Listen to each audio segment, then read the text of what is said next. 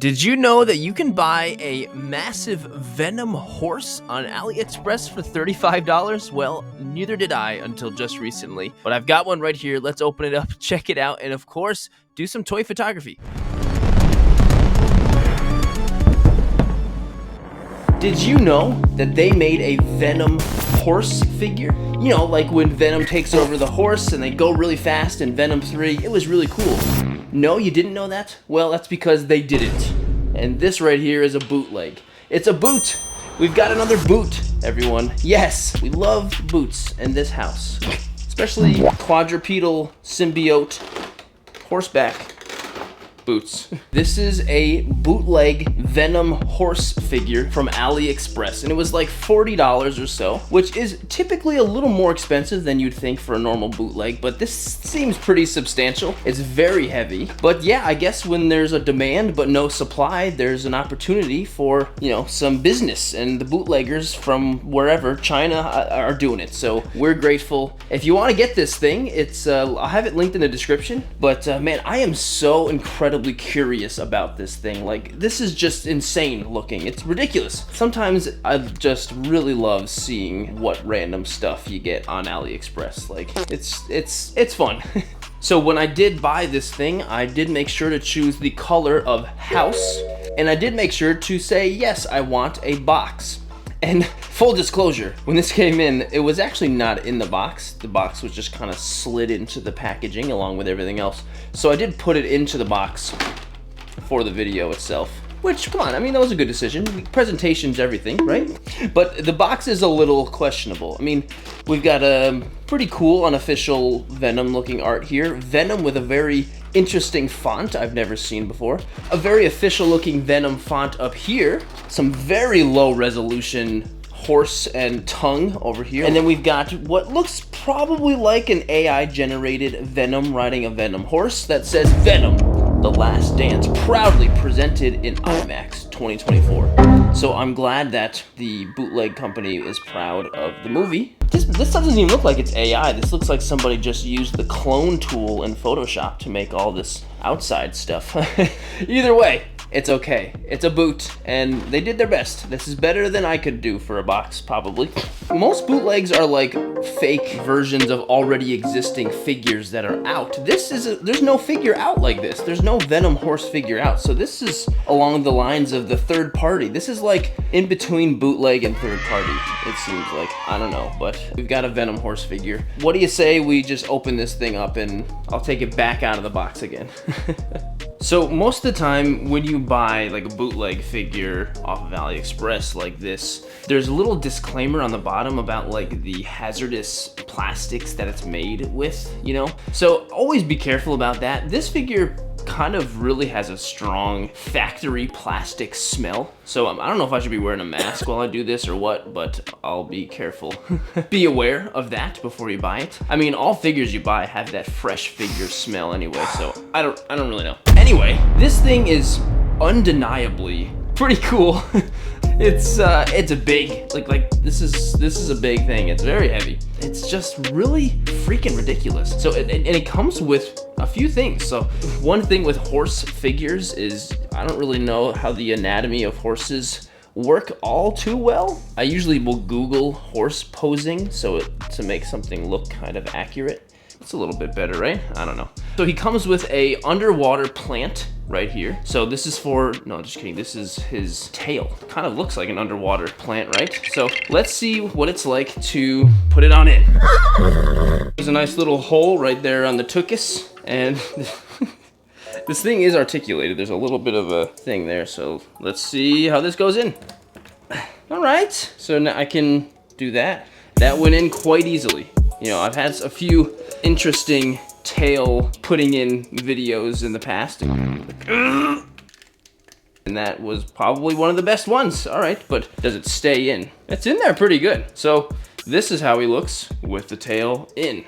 What it is, he He smells like glue. He smells like some like really industrial glue. And honestly, I'm like, oh, maybe this is just made out of hot glue, because it kind of looks like it, doesn't it? So yeah, the thing is pretty stinking cool. It's not super crazily detailed. So all along, like the horse, you know, the body and stuff, there's what it does kind of look like hot glue, like I said, but it's just kind of like streamy types of veiny symbiote lines going all the way across, which is kind of nice. There's not a whole lot of paint, but there's definitely some different tones of like black and like a dark blue going on in there, which kind of gives it a little bit of texture. It's not just straight up black. There's definitely some blue on there as well, which is fine, I guess. Top of the horse mane, or is that what this is called? I'm not a horse expert, but the horse mane is kind of cool. It looks like flames and stuff, but there's definitely a feeling of it being like, I don't know, like someone just took this out of a mold and threw it in the box. Like, I don't know, just it doesn't feel very finished. Like, I feel like I could probably pick off like a stream of plastic, like a hair or something. I don't know, it's something about it that is a little weird for sure. The detail in the tail is pretty cool. So, in the fact that you can move it around, I think will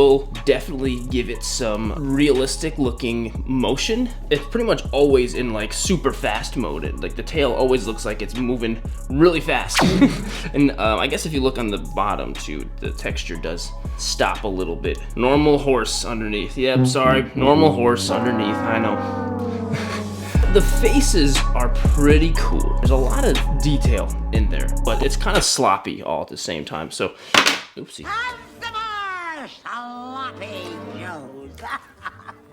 I made them extra sloppy for you. Like I said, there's plenty of detail in the face. You know, you've got lots of teeth.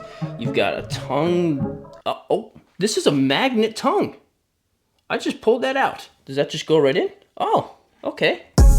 Well, would you look at that? Oh, would you look at this? Yeah. That's neat. I was not expecting that at all, for sure. Cool.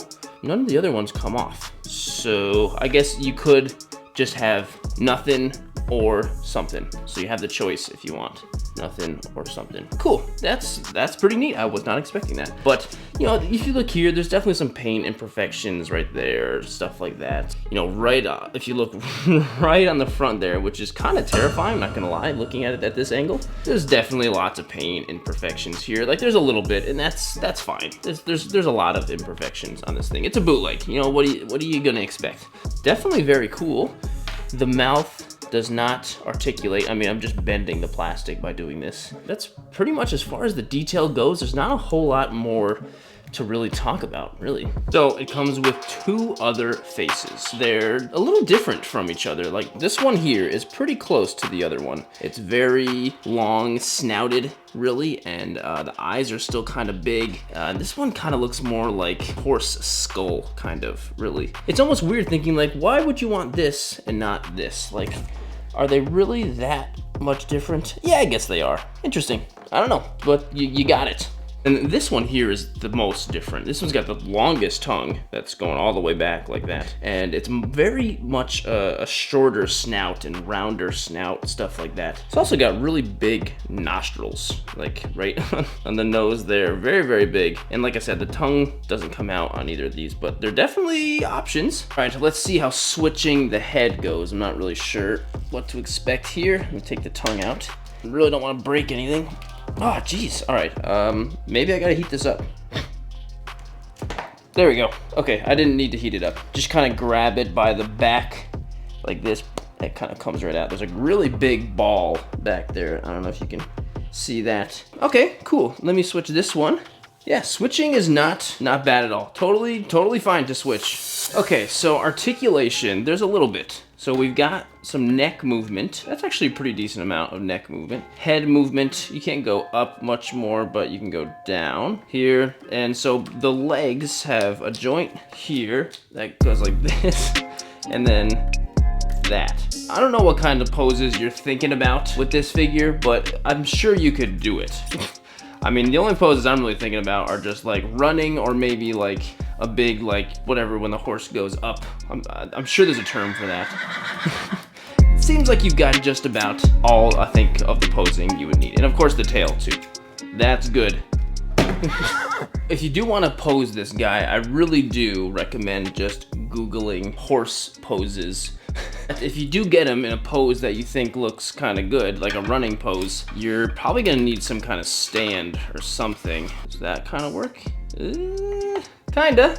There we go. Kind of works. Whoa. Okay, let's see if I can get this to work somehow. There we go. Looks kind of good.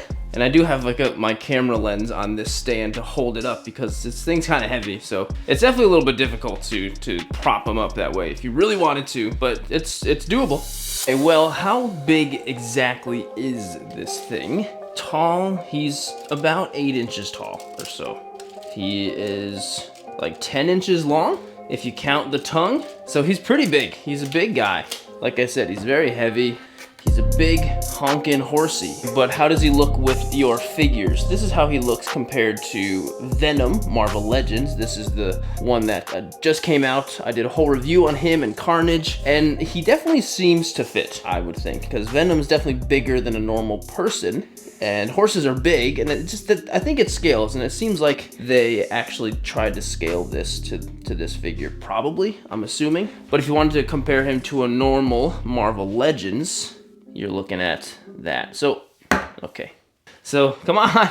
I think he scales up well with a Marvel Legends, so that definitely works, because this figure is definitely made to be complementary to something else, like especially a Venom figure for sure. It's made to go with somebody.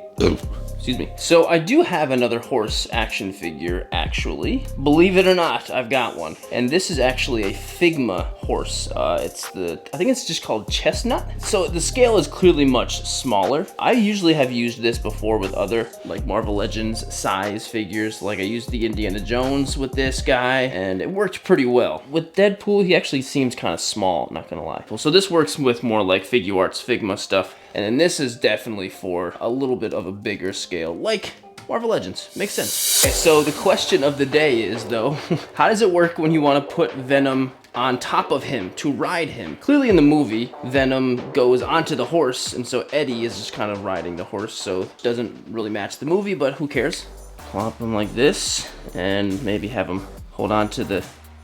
All right, that kind of works.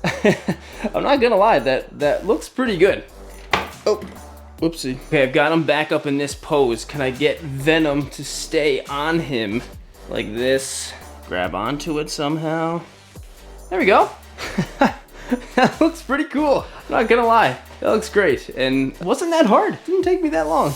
Okay, what are we giving this figure though? A W or an L? I mean, if you think about it, he was around $40 or so. You know, I paid shipping, whatever. So it's not a terrible price, I think, for what you're getting. Big figure. It's totally new. You know, it's not like it's just a knockoff of another Venom horse that's around, because it's not. It's its own thing, which is cool. And he's articulated. He moves well. I'm having great luck with him. I haven't had any problems so far. Usually I've got some type of problem, you know, somewhere. And he's, you know, comes with the extra heads. And he comes with the magnetized tongue. And I'm able to do this stuff. He scales well. I think he's a W for sure. I think it's quite obviously a W. What do you think? I'm curious. Do you think it's a W, an L, an M? Cold, hard W.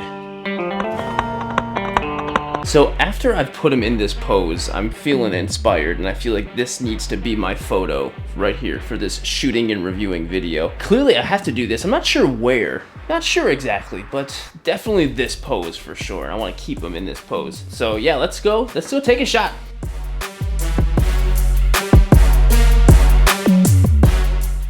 Okay, well here we are, and I'm out here in Pine Bush Preserve in Albany, New York. It's under 30 degrees out. It's like 29 degrees outside, but that's okay. It's actually a beautiful day. The sun is actually not so bad. It's amazing, actually. But if you look down here, we've got Venom riding the horse. Look at him go as it is hind standing. I looked it up. It's called hind standing, hind legs. So here we go. And the pose is looking great. I've used a couple of wooden skewers to hold him up. I've got one down there right in the butt, and then a couple right there on the horse's chest, if you can see that. I've got my camera down nice and low on my tripod here, and I've got the sun behind the figure, which is really making some awesome, awesome lighting. And of course, I've got my light reflector here. So if I just take some of that sun, bounce it off of this, and we've got some very, very beautiful sun manipulation, I don't know, whatever you want to call it, bouncing the sun. If you need one of these, it's in the description, along with everything else I use, the camera, the tripod, even those wooden skewers. I have everything always linked in the description if you want any of this stuff, because it's good stuff, I promise. So my plan for the photo is actually very simple. I'm really just going to be, as you can tell, there's already been some dirt kicked up because I took some test shots, but I'm gonna basically just kick up some dirt with my hands and take the photo, essentially. But I'll be holding my light reflector all at the same time with my remote and doing it all at the same time, taking a ton of bursts of photos to make sure I get the right thing. What's it called on the camera? Burst, multi-capture? Continuous shooting, that's what it's called. That's what I'll be using. I use that all the time.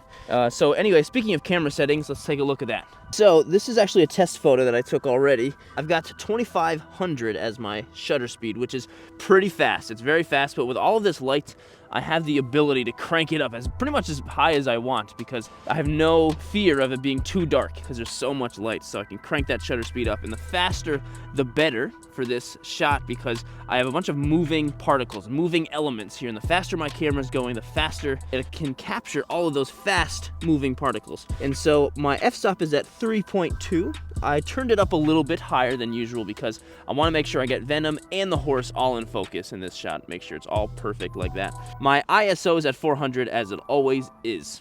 And if you look, my camera is at 1% battery. Holy crap.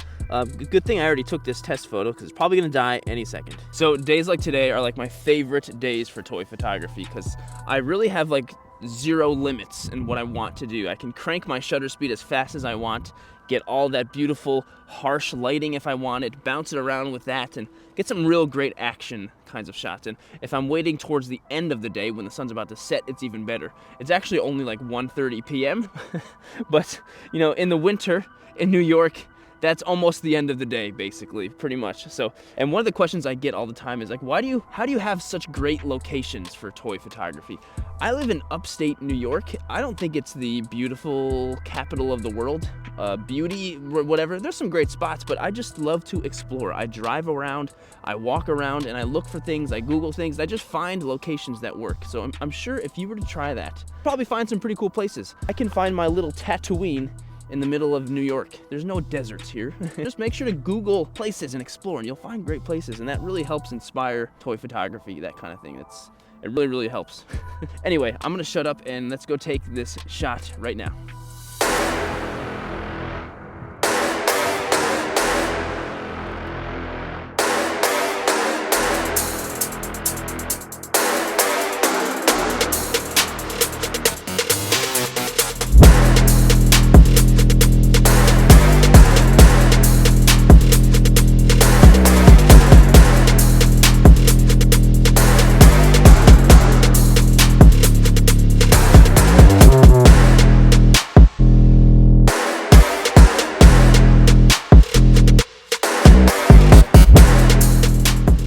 So this Venom Horse action figure thing is pretty wild and out there, but it's really cool. It's really totally unique, and we have nothing like it. So this is a huge win, I think, for the bootleggers out there and for us. So I'm pretty happy with this thing. I'd love to hear what you're thinking. Have you picked this guy up? What do you think? Please let me know. But if you did enjoy the video, please consider liking the video and subscribing to the channel. That would be incredibly helpful. And of course, this photo will be posted up onto Instagram and to TikTok and to Twitter, all of that stuff. So if you want to follow any of my platforms over there, it's all linked in the video description. And as always, thank you so much for making this video a part of your day, and I will see you in the next one.